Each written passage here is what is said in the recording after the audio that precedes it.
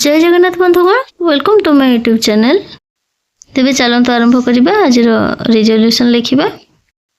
आसंता 16/8/25 रे आमर जो स्पेशल मीटिंग होची पीटीएम मीटिंग, जो थरे कि एसएमसी और एसएमडीसी मिसिकी कमिटी गोटे गठन करा जाउची, जहार प्रसंग मूल प्रसंग रही आस स्कूल जीवा। तेणु से विषय गोटे रिजोल्यूशन केमिति लेखा जीवो से विषय हमर ए वीडियोटी। तेणु आशा करुच्ची वीडियोटी आपको रिजोल्यूशन लिखिबारे सहायता करिबो। तेबे चलंतु आ डेरी न करी आरंभ करिबा रिजोल्यूशन लिखिबा। आस स्कूल जीवा। स्वतंत्र अभिभावक शिक्षक शिक्षयित्री तथा विद्यालय परिचालन उन्नयन कमिटी बैठक अधिवेशन नंबर लिखिले बाम पटे, डाण पटे हम लिखिले तारीख एवं 12। एबे आरंभ करिबा लिखिबा। अद्यता 16/8/2025 तारीख शनिवार पूर्वाह्न 11 घटिका समय एसएमसी रो सभापति आम सभापति ना लिखा और सभापति तोरे सरकारी प्राथमिक विद्यालय नाम लिखिले।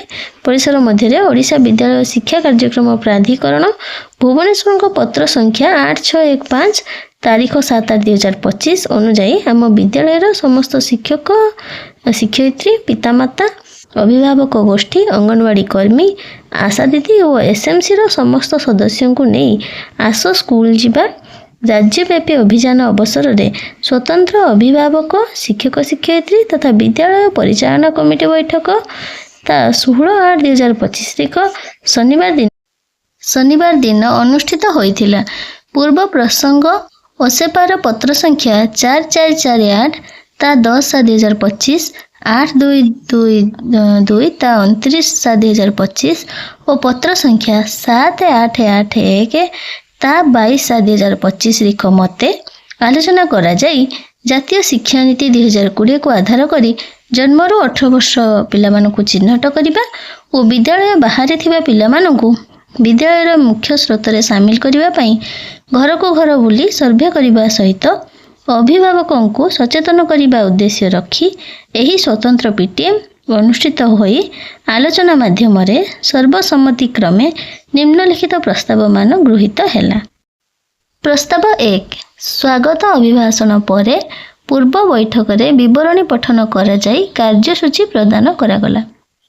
प्रस्ताव 2 प्रधान शिक्षकों द्वारा अधारू पाठ छाड़िथिबा और आदौ नाम लेखाई नथिबा एवं विद्यालय बाहर थिबा पिलामानकर तथ्य प्रदान करा जायथिला। एहार कारण और असुविधा गुड़िक पचारि बुझागला। प्रस्ताव 3 पिलामानकु शिक्षार मुख्य स्रोत रे शामिल करिबा पई प्रचार प्रसार करिबा सहित सरकारंकर सुविधा सुजोग जणाई दियागला। समस्ते मिलिमिशि सेमानकु स्कूल रे नाम लेखाइबा पई स्थिर हैला।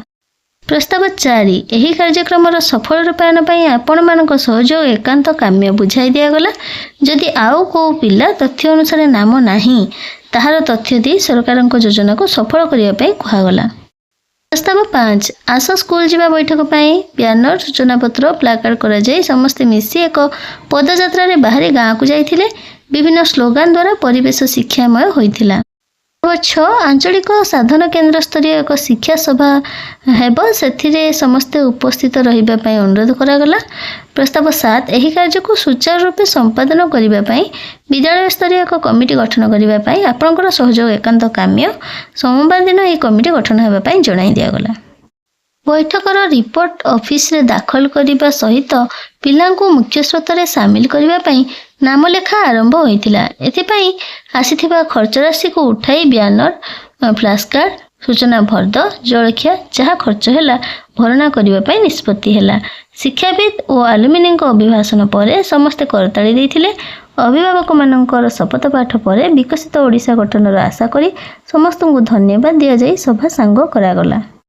यापर प्रधान शिक्षकों स्वाक्षर रहिबो एवं एपटे आमर सभापति और सभ्य सभ्यों स्वाक्षर रहिबो।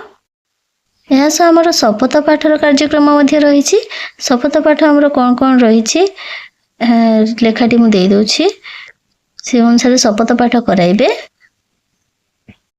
या सहित किसी स्लोगान मध्य रही से स्लोगान गुड़िक देखि नियंतु। ए स्लोगान गुड़िक मध्य दिया जिवो।